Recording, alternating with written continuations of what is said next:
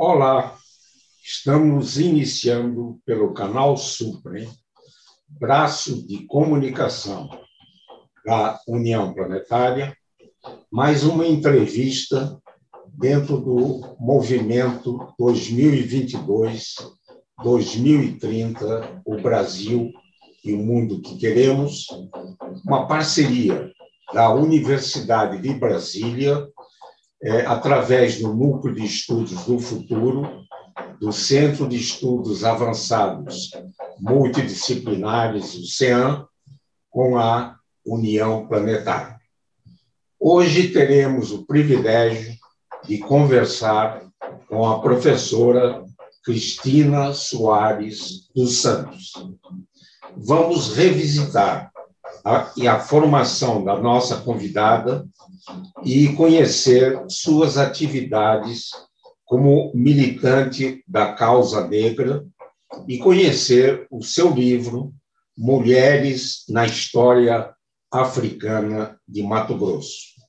A nossa convidada tem graduação em História pela Universidade Estadual do Mato Grosso e especialização em Educação, com ênfase em História e Geografia pela Faculdade Educacional da Lapa. E atualmente é mestranda do curso de mestrado profissional em Ensino de História da Universidade Federal do Mato Grosso.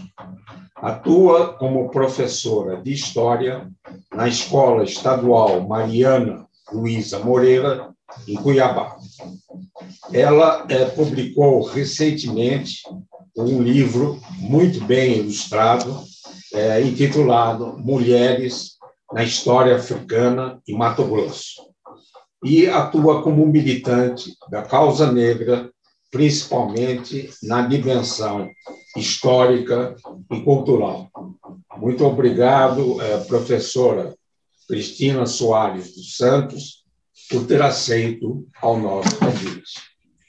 Na minha primeira indagação, pediria para revisitar a sua infância e os caminhos que a levaram a ser professora de História.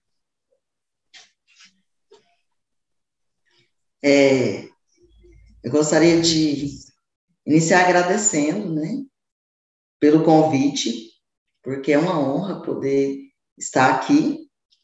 E quando você pergunta, sobre esses caminhos, esses caminhos desde a infância, e quando a gente pensa na proposta a proposta do canal, que é pensar novas coisas para novos rumos, pensar um Brasil diferente, pensar um mundo diferente, um Brasil diferente. Eu me lembro de uma foto que eu quando eu estudava prézinho, os fotógrafos iam, na escola, tiravam aquelas fotos. E uma foto que foi tirada, que a gente tirava com aquela roupinha e tal, e tinha uma foto que foi tirada e a gente ganhava, a mãe da gente ia comprar foto e tinha escrito do lado da foto: da escola sou estudante, da professora lembrança, da mamãe sou o amor, do Brasil a esperança. Então, e aí quando a gente pensa o mundo que queremos, o Brasil e o mundo que queremos, eu me lembro dessa foto. Por que eu me lembro dessa foto? Porque quando eu li aquilo, para mim não fazia muito sentido. Primeiro, da escola sou estudante. Eu fui estudante da escola, mas eu não era protagonista. Como uma criança negra, uma menina negra, eu não era nem um pouco protagonista. Então, da escola, foi na escola que eu descobri as coisas mais terríveis. Minha mãe falava: na escola você tem que ficar em silêncio, fica quietinha. Então, na escola eu me mantive quieta todos os anos da minha vida. Da escola eu fui um estudante só, mas um estudante invisível. E quando fala, da escola estudante, da professora lembrança, e eu pensando: será que a professora se lembrava de mim? Será que se lembra de mim? Eu tive uma professora de português da 8ª série que ela se lembrava de mim. E eu achava aquilo incrível, porque os outros professores nunca se lembravam. Então, eu penso assim, todos esses anos eu passei apagada. Então, da professora, aquela foto, aquilo era mentiroso, porque da professora não foi a lembrança. Né? Por quê? Porque nós somos invisíveis. Né? Quando a gente pensa na nossa trajetória, nós somos invisibilizadas, né? Desde criança. Né? E da mamãe sou o amor, e da mamãe sou o amor, né? Nós éramos vários, né? Nós éramos vários. E eu penso assim, a minha mãe não recebeu muito afeto. E ela também não nos deu muito afeto. Né? Meu pai, às vezes, eu tenho a impressão que ele nem meu nome não sabia, sabe? Então, assim, quando a gente fala da mamãe seu amor, quando a gente vai pensar nas nossas relações, a gente vai ver, nossa, como faltava coisa, né? Eu também não entreguei muita coisa, meus pais morreram muito jovens, né? Eu não entreguei muita coisa, mas eu também não recebi. E aí, por fim, do Brasil à esperança, né? Eu nunca sonhei em ser professora, porque professora era algo muito além daquilo que eu imaginava, né? Muito além.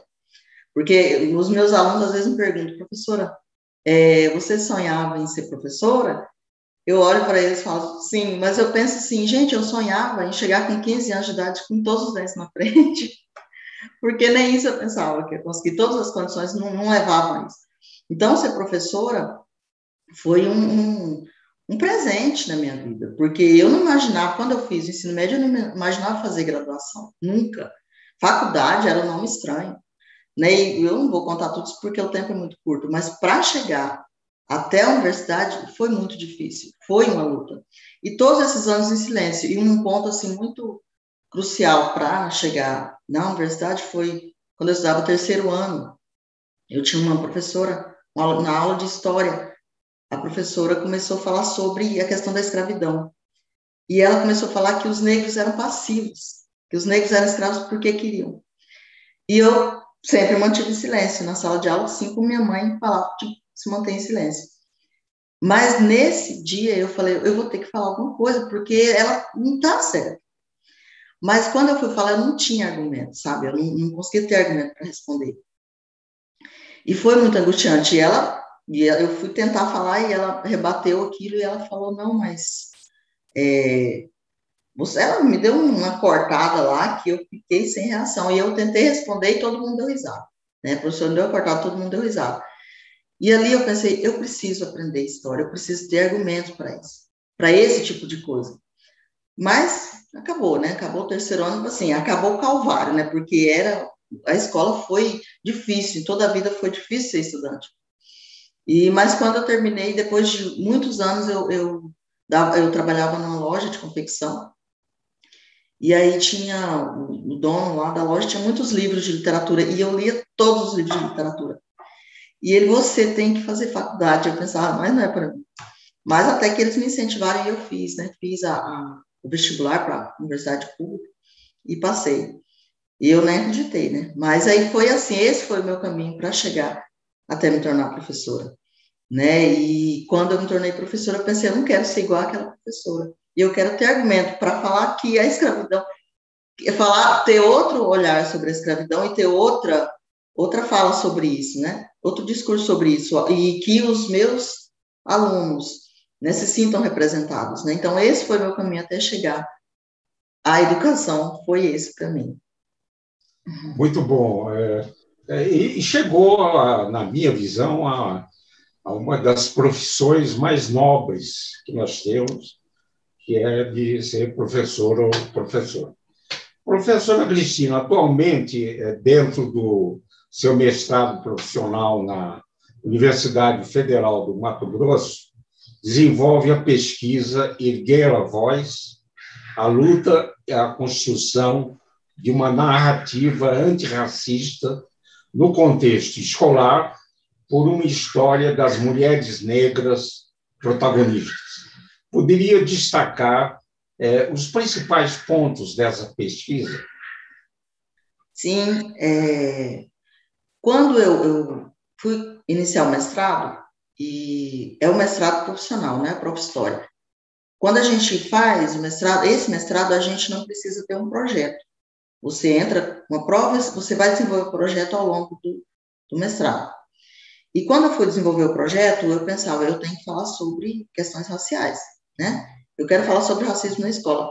Porque nos anos de experiência como professora, a gente vê muito isso. Você vê muito como acontece o racismo no contexto escolar, na sala de aula, com um aluno e outro aluno, na sala dos professores, nas datas comemorativas, né? Então, assim, a gente vê esse racismo. E eu pensei, eu quero construir um material que vai falar sobre esse assunto, né? Eu quero construir uma dissertação que vai falar sobre esse assunto. E aí eu li um autor, né, maravilhoso, que é o Frantz Fanon, aquele livro Pele Negra, Máscaras Brancas. Quando eu li o Fanon, eu fiquei muito apaixonada pelo Fanon. E eu pensei, agora eu quero fazer algo sobre o Fanon. Mas não tinha como, né? E aí eu pensei, eu vou construir, e no mestrado profissional a gente faz a dissertação e constrói um material pedagógico, né, um material didático. E quando eu fui fazer, eu pensei, não, eu vou fazer, primeiro eu pensei no produto, que era, né, esse produto pedagógico, que era falar sobre pessoas, personagens negras na história africana em Mato Grosso. Mas, aí eu cheguei na escola e pensei, por quê? Porque eu parti da lógica que na escola não tem muitos materiais, né? Mas quando eu cheguei na escola, tinham materiais. E os materiais estavam na biblioteca. Eu fui nas bibliotecas e tinha material sobre a história da África. Porque a partir da lei 10.639, muitos materiais chegaram para a escola. Mas o que eu percebi? A escola não usava esses materiais. Então, a minha indagação começou por aí. Peraí, por que a escola não está usando esses materiais? Então, aí eu pensei, não, eu tenho que construir uma dissertação que vai falar sobre esse porquê que esses materiais não são usados. Por que essas crianças não estão tendo contato com esses materiais? Qual é o problema? Então, na dissertação, o que eu desenvolvi? Essa necessidade por isso erguer a voz. Porque eu tinha passado tantos anos em silêncio, eu pensei, agora eu vou erguer a voz. Agora eu vou erguer a voz, agora eu vou falar sobre racismo, agora a gente vai construir uma narrativa antirracista. Né, denunciar o racismo, mas construir também uma narrativa antirracista, porque não adianta a gente só denunciar, a gente também tem que trazer uma proposição, né? Então, o que acontece nessa dissertação? A ideia era essa, quais foram os principais pontos ali que foram discutidos? O racismo no ambiente escolar, a alienação racial, porque tem uma coisa muito interessante que a gente tem que trabalhar, uma das coisas que eu percebi, nem os professores que são negros não trabalham algumas questões que têm que ser trabalhadas. E por que na escola muitos estudantes que são negros, por exemplo, nas datas comemorativas, pega dia 20 de novembro, quando a gente convida os estudantes negros para fazer alguns papéis, muitos se negam, não, mas eu não sou negro. Não sou negro. A pessoa da minha cor, né, e fala, não, eu não sou negro. Por quê? Eu fui vendo essa vergonha de si, o auto-ódio, então foi essas coisas que eu fui tentando trabalhar na dissertação. Por que desse auto-ódio? Por que dessa vergonha de si? Por que dessas alienações? Né? Então, aí eu construí toda uma parte da dissertação, uma primeira parte, falando sobre esses temas. A questão da miscigenação, a questão da democracia racial, a ideia do Gilberto Freire de construir uma outra raça, que é o mestiço, né? Quando ele coloca que existe esse mestiço, esse pardo, as pessoas se identificam como pardo, mas não como negro. Né? Então, existe toda essa discussão que foi trabalhada, essa questão do colorismo, né? Quanto mais retinto, mais a pessoa sofre preconceito, né? Então, tem todas essas questões que são importantes. Então, eu pensei, eu quero trabalhar isso para que o professor, que vá ler a dissertação na linguagem que o professor queira ler a dissertação, que, né, eu tive muita angústia para escrever, porque eu pensei, eu não quero que seja só algo que vai ficar na universidade, eu quero que os professores leiam, né, para discutir essas coisas, para trabalhar depois com a contra-narrativa antirracista. Outra coisa, a própria ancestralidade africana, que é uma coisa muito importante ser trabalhada, porque a ideia era, né, qual foi a ideia da dissertação em si?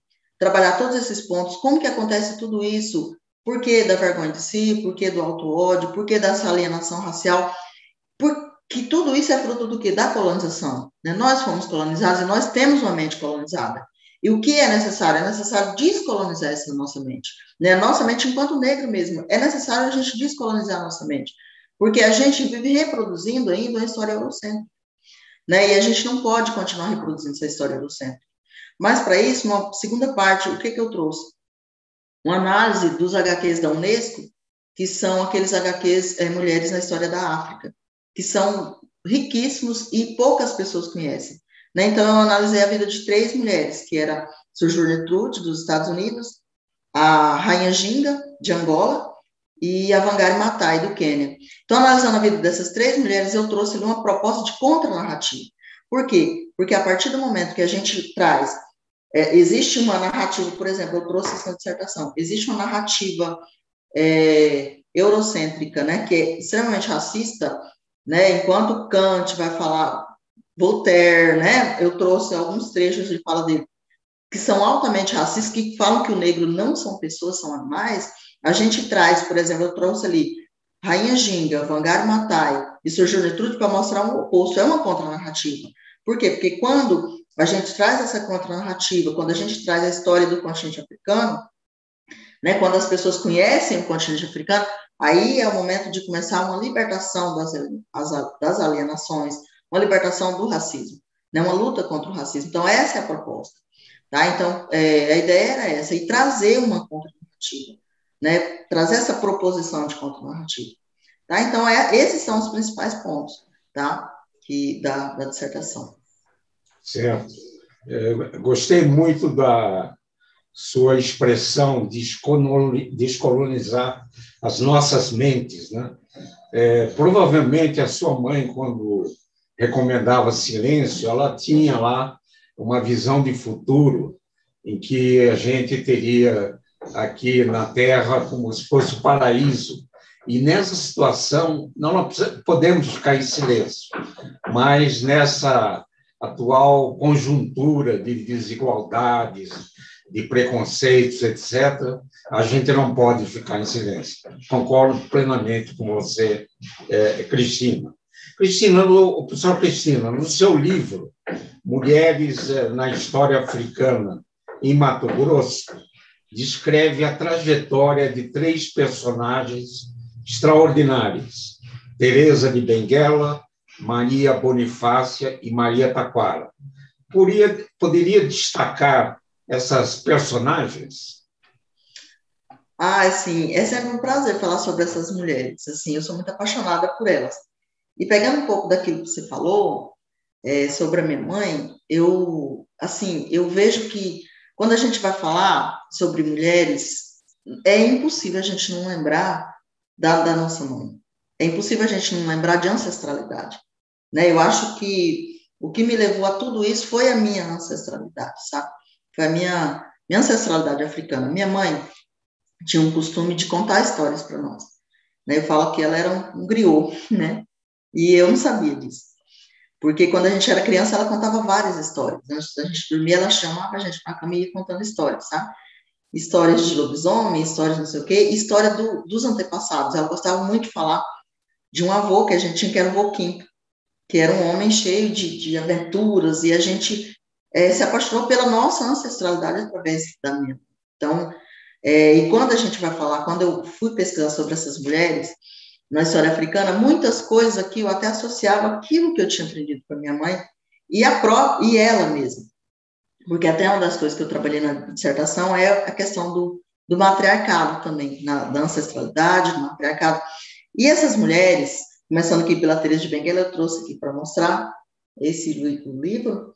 É um livro, tá? Mulheres africanas na história Mulheres da História Africana do Mato Grosso, e um caderno de atividades. O livro que tem essas 3 mulheres, vou começar aqui pela Teresa de Benguela, que, assim, é tão interessante porque a gente conhece a história, o Brasil, né? Muitas pessoas não conhecem a história de Teresa de Benguela. E ela é uma mulher fascinante, uma mulher fascinante. Muitas pessoas passaram a conhecer a história de Teresa de Benguela quando a Viradouro fez um enredo na escola, né? A Escola de Samba fez um enredo em homenagem a Teresa de Benguela, e muitas pessoas conheceram. Mas o que é interessante? Aqui no Mato Grosso também existem muitas pessoas que não conhecem a história de Teresa de Benguela. E é uma história fascinante. Quem foi essa mulher? A Teresa de Benguela é uma líder do Quilombo do Quariterê. O que eu fiz com esse livro? Eu aproveitei o livro para trabalhar várias coisas da dissertação. Quando eu fui trabalhar a Teresa de Benguela, eu pensei aqui, pesquisando a história dela, o que eu percebi? Que tem muita coisa, a história que a gente conhecia a partir de Teresa, é muitas coisas a partir dos Anais de Vila Bela. E os Anais de Vila Bela é contando a partir da perspectiva do colonizador. Então ele vai colocar, ela era uma tirana, ela era má, igual era a Rainha Ginga ali em Angola, né? Coloca ali, o que vai colocar da Rainha Ginga? A Rainha Ginga era má, né? Ela era uma destruidora de homens, né? E a Teresa de Benguela, a narrativa sobre ela também era muito parecida. Mas quando a gente vai estudar a fundo a história de Teresa de Benguela, é apaixonante. É apaixonante. Quem era ela? Ela é do século XVIII, ela aqui da região de Mato Grosso, né? Ela foi trazida para cá. Então, assim, muitas coisas não se sabe sobre ela. Não se sabe se ela nasceu no continente africano, se ela nasceu no Brasil ou se ela nasceu na travessia. No livro, eu coloquei que ela nasceu na travessia até para ficar uma coisa mais bonita, né? Eu parti dessa hipótese. Então, assim, e Teresa de Benguela, qual que era o nome dela? Então, assim, a gente já começa por essa questão dos nomes. Teresa de Benguela, ou Teresa, nome católico, né? Não era, porque qual que era o nome dela? Né? Então, assim, a Teresa de Benguela, ela era casada com José Pior, e eles eram aqui do Quilombo do Quariterê, né? Eles fundaram o Quilombo do Quariterê, próximo à primeira capital de Mato Grosso, que é Vila Bela. E ali eles construíram um forte que, quando o Zé Pior morreu, que ele morreu, né? Ele foi assassinado, né? Na verdade, pela guarda portuguesa. Ela se tornou líder ali. E as pessoas respeitavam a liderança dela, era uma líder forte, sabe? Por 20 anos, o Quilombo não foi encontrado, não foi invadido, eles não foram colonizados. Ela resistiu durante 20 anos à colonização. Então, o que é interessante de Teresa de Benguela? Que ela, no século XVIII, ela tem toda uma liderança que era impressionante, sabe? Por quê? Porque ali, no Quilombo, eles não viviam só para... Não era só, as coisas que eles produziam ali não era só para sobrevivência. Eles sobreviviam, né? Eles, além de ser para sobrevivência, eles também vendiam, eles trocavam, eles tinham armas. Então, assim, é muito interessante. E a história dela, quando a história dela chega até as escolas, a história dela transforma. Porque até uma coisa que eu coloquei no livro, assim, é que Teresa de Benguela, até o nome dela, Benguela, por quê? Porque ela nunca vai esquecer de onde ela veio. Né? Quando a gente fala Benguela, por quê? Porque a gente nunca pode esquecer de onde nós viemos. Então, quando o estudante pega e conhece Teresa de Benguela, ele vai lembrar, não, eu não vou esquecer de onde eu vim. Eu vim da África. Então, ela estava aqui, mas ela era a África aqui no Brasil. Teresa de Benguela representa isso. E para nós, mulheres negras, ela representa muitas coisas, porque ela representa toda essa ancestralidade africana, essa liderança que a mulher negra tem. Né? Outra personagem também que representa isso é a Mãe Bonifácia, porque a Mãe Bonifácia ela representa todo o matriarcado africano, porque ela também, a Mãe Bonifácia já é do século XVIII, XIX, aliás, ela conserva tudo aquilo, ela era uma benzedeira aqui no Mato Grosso, né? Ela era uma ex-escravizada, né? Foi alforriada, e ela ajudava as pessoas a fugirem da escravidão. Né? E ela se tornou que ela era uma matriarca, era aquela ideia de matriarca. E quando Mãe Bonifácia, a gente pensa aquela ideia de matriarcado que existe no continente africano, que é aquela coisa de nutrir, sabe? Nutrir conhecimento para a comunidade, ajudar uns aos outros, aquela ideia de partilha. Né? E, por fim, trabalho no livro também a Maria Taquara. Maria Taquara é uma estátua que... A Maria Taquara é maravilhosa também. Quando a gente vai pensar na condição da mulher negra, eu gosto muito da Maria Taquara, porque, por exemplo, quando eu trabalhei na dissertação Sojourner Truth tinha um discurso assim, e eu não sou uma mulher, né? E a Maria Taquara, quando a gente vai pensar no papel dela, aqui ela é da década de 40, 30, 40 aqui em Mato Grosso. Tem uma estátua, as pessoas passam pela estátua de Maria Taquara, mas pouco sabem sobre a história dela. Ela foi a primeira mulher a usar calça. E muitas pessoas, as pessoas falam que ela era prostituta, outros falam que ela era Maria Homem, cada um fala uma coisa. Só que a Maria Taquara, ela é uma mulher que trabalhava, que fazia as coisas, sabe? Uma mulher inteligente, que cativava as pessoas. Só que quando as pessoas vão falar dela, assim como falam da mulher negra, não falam da inteligência, não falam do conhecimento, vão falar o quê? Vão ligar, geralmente, à sexualidade. E outra coisa interessante para finalizar essa fala é que a Maria Taquara ela ajuda a gente a pensar nessa diferença que existe, por exemplo, na luta da mulher branca e da mulher negra. Porque a mulher branca, enquanto a mulher branca está lutando por uma coisa, a mulher negra está lutando por outras. Nesse período aqui, as mulheres brancas estavam lutando por determinada coisa aqui em Cuiabá. Enquanto que as mulheres negras já trabalhavam, já faziam as coisas, a luta era outra. Porque enquanto o símbolo, por exemplo, de ser feminino é ser branca, né, a pele rosada, é ter o cabelo longo, toda essa coisa, a mulher negra ela não passa, ela não tem esse, não é esse símbolo de delicadeza. Então, assim, por a mulher negra não ter esse símbolo de delicadeza colocado pelo colonizador, ela já não é colocada como mulher. Né? Então, é uma discussão que a Maria Taquara ajuda a gente a trazer. Sabe, tem muitas coisas, né? O livro está disponibilizado em PDF depois para as pessoas que quiserem ler, tem essa oportunidade, tá? Mas é mais ou menos isso sobre essas mulheres. Penso eu que o seu trabalho respeita aquele princípio de que a gente pode aprender muito com a ancestralidade, né? E essas pessoas que transformam as coisas, elas não podem ficar em branco, né? E a gente conhecer todas essas experiências e ações virtuosas. Professora Cristina, estamos chegando ao final da nossa entrevista, mas tendo em vista que o nosso movimento 2022, 2030, o Brasil e o mundo que queremos, procura envolver os jovens para construir caminhos para termos um Brasil e um mundo mais justo, eu gostaria que enviasse uma mensagem aos jovens que nos assistem. É uma responsabilidade, né? Enviar essa mensagem. E, assim, eu só me lembro da última frase, né? Da minha foto, né? Do Brasil, a esperança. Eu acho que é essa mensagem que eu quero mandar para os jovens, né? Se vê como esperança, né? Porque eu acredito, eu como professora, eu acredito que o jovem ele tem esse poder transformador. Então, a minha mensagem é essa, né? Que cada jovem, cada pessoa use aquele poder que você tem. Eu não acreditava que eu podia fazer alguma coisa ou ser algum tipo de esperança. E nós somos, né? Nós somos. E eu acho assim, não só para o jovem, a criança pode fazer, o idoso pode fazer, todos podem fazer. Então, hoje, todos podemos fazer. A gente vive um momento político hoje tão difícil, mas nós podemos fazer. Eu acho que quanto mais a gente é pressionado, mais a gente se vê numa obrigação de trabalhar, e de construir, de lutar, e de trabalhar para um mundo melhor. Então, essa mensagem que eu deixo para o jovem, sabe? Trabalhe, faça, lute. Você tem armas para lutar.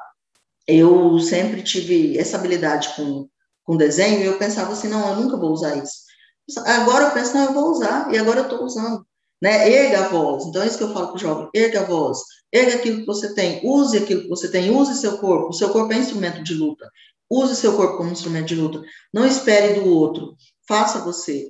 Né? Então, essa é a mensagem que eu tenho e eu acredito, sabe? Eu acredito que a gente vai construir um mundo melhor. Eu acredito que nós unindo, esse canal é uma forma de construir um mundo melhor. Um tempo atrás a gente não tinha.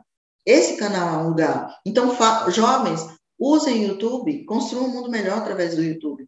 Usem todos os meios, usem as redes sociais, usem e construam um mundo melhor, sabe? Com seu vizinho, construam um mundo melhor desde casa. Ouça seu pai, ouça sua mãe, ouça as pessoas que estão em casa, faça a diferença na sua casa, não seja mais um. Né? Saia da alienação da própria internet, da televisão e construa um mundo melhor. Eu acredito, sabe, que é possível. E é esse meu recado, é esse que eu deixo. E é isso, tá? Concordo plenamente. Professora Cristina, com a sua mensagem, a sua convocação, o chamamento dos jovens para construirmos um Brasil e um mundo melhor e mais justo. Queria agradecer imensamente a sua conversa, que foi muito interessante e importante. Esse e outros programas do Movimento 2022, 2030, o Brasil e o Mundo que Queremos, podem ser acessados no canal YouTube do canal Suprem. Agradeço a atenção de todos e todas que estiveram conosco e voltaremos a nos encontrar em uma próxima oportunidade. Até lá!